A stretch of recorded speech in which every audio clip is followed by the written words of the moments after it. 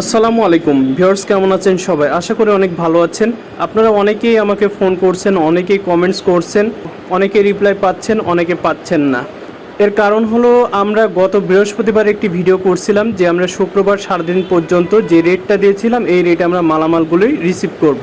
তো আমরা আমাদের কথা অনুযায়ী আমরা শুক্রবার পর্যন্ত মালামালগুলো রিসিভ করেছি।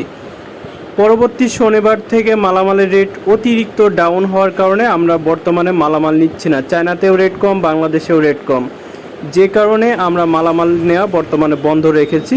আর এর জন্যই আপনাদের কমেন্টসে তেমনভাবে রিপ্লাই আমাদের থেকে পাচ্ছেন না। আশা করি বিষয়টি বুঝতে পেরেছেন।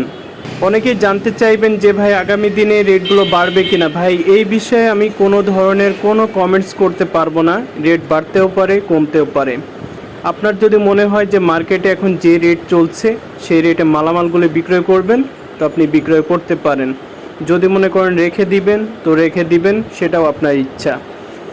যদি আপনার এমার্জেন্সি মালামাল বিক্রয় করতে চান তো সেই ক্ষেত্রে সরাসরি আমাদের দোকানে চলে আসতে পারেন, অথবা ভিডিওর কমেন্টসে কমেন্টস করলে আমরা হোয়াটসঅ্যাপ ইমো নাম্বার দিয়ে দিব, আপনারা যোগাযোগ করে আপনাদের মালামাল নিয়ে আসতে পারেন। অন্যথায় রেটের জন্য কেউ কল অথবা মেসেজ আপাতত করবেন না। ভিডিওর আপডেট এলে বা রেট বাড়লে আমরা আপনাদেরকে ভিডিওর মাধ্যমে জানিয়ে দিব ইনশাআল্লাহ।